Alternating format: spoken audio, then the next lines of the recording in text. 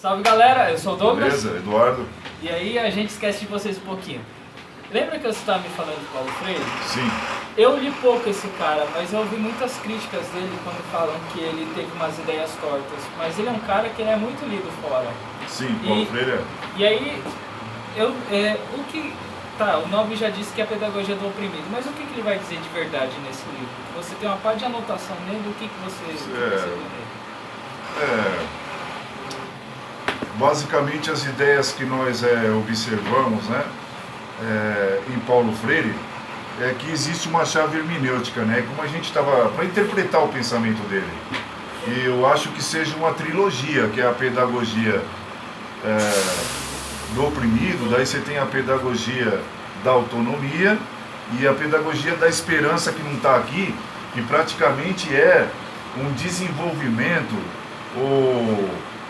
um desembocamento, vamos dizer assim, da pedagogia do oprimido, quando ele tentou explicar, para quem não entendeu muito bem, lembra que nós estávamos falando, as ideias que estavam aqui. Então, oprimido, porque a ideia dele é que existe uma parte que é dominada e uma parte que domina em todas as situações humanas, e basicamente através da educação, quando, por exemplo, o educando, o aluno, ele é transformado numa vasilha, num depósito. Daí vem a ideia dele da educação mecânica e da educação depositária, em oposição à educação problematizadora, né, onde o aluno concluiria seus conhecimentos através das suas próprias palavras.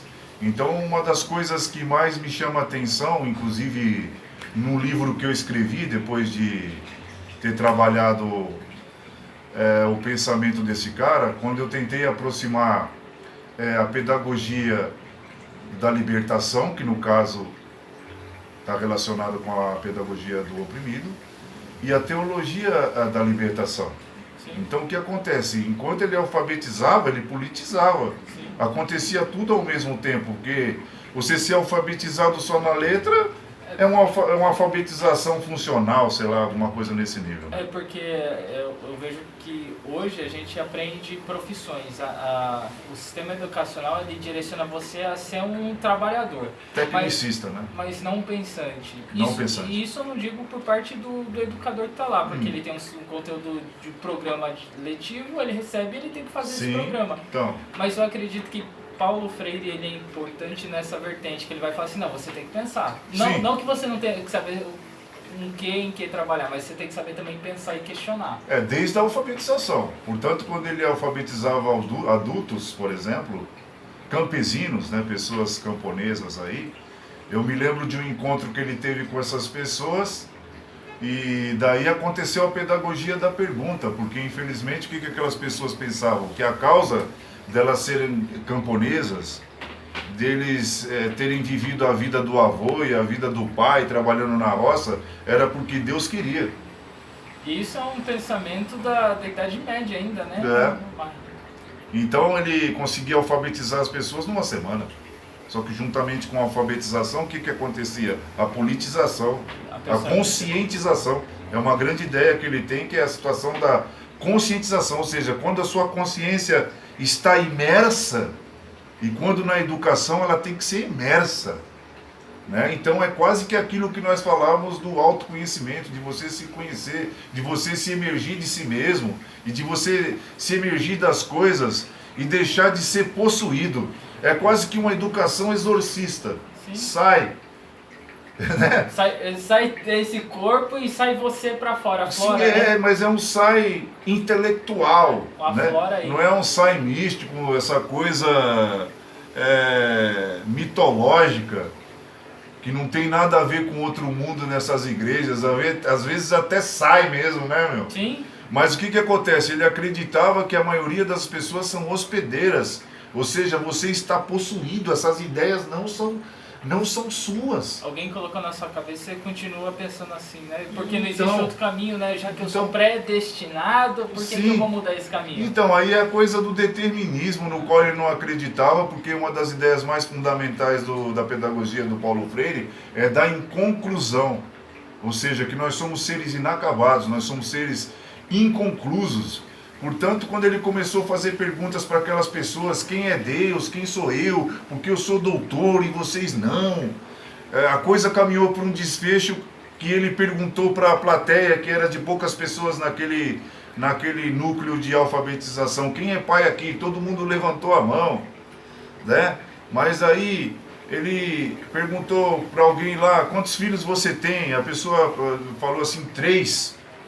Daí ele perguntou assim, você teria coragem de sacrificar 2 para um estudar lá em Recife? Na moral, ficar lá bem, numa situação de, sim, uma escola de, sabe, de primeira qualidade. Ele disse não.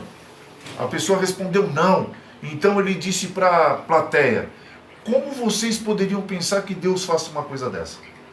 Por isso Paulo Freire conseguiu ajuntar marxismo com Jesus.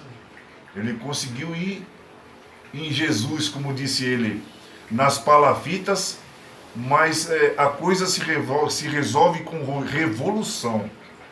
Revolução, não a revolução de Marx, porque Paulo Freire nunca foi marxista. Ele dizia que não era marxista, nem católico, nem nada. Porque, como nós dissemos da vez passada, se você se define por alguma coisa, você morreu. Já morreu. Morreu. Então ele não se definia por nada. Você é católico? Não sou quase católico.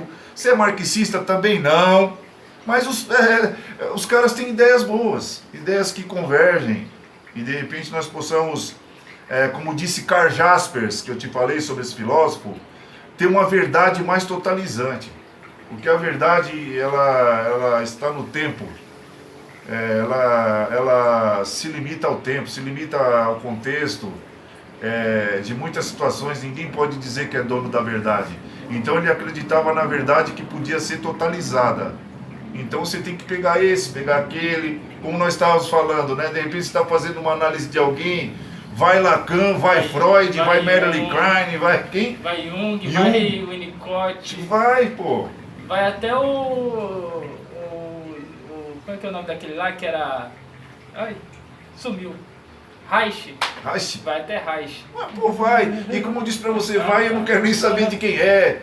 E às vezes, como disse Paulo Freire, as coisas se tornaram tanta minha palavra que acabam por se tornar originais, minhas. Portanto, ele acreditava que você, logicamente, só consegue aprender alguma coisa quando você consegue dizer essas coisas com suas próprias palavras, não com palavras dos outros. Isso me lembra um filme que eu assisti há uns anos atrás, chamado Colcha de Retalhos. Colcha de Retalhos? Que a menina ela precisava fazer um trabalho de TCC e ela foi na casa das tias ou das amigas, juntou todas. Sim. E aí elas começaram a fazer uma colcha de retalhos, todas elas, pegavam retalhos e começaram a costurar. E ali elas começaram a falar dos passados, das histórias, dos conflitos. E aí ela se viu sendo a síntese desses retalhos todos. Ela viu que ela era um tiquinho de um pedacinho da outra, tinha o próprio pensamento, e aí como é que ela foi construindo? Tudo parte de alguma coisa, por isso eu concordo plenamente com fontes primárias, que eu já havia concluído no passado aí de 30 anos de estudo meu, e da genealogia da moral de Nietzsche, quando ele usa o método da genealogia. E o que são fontes primárias? Você tem que ir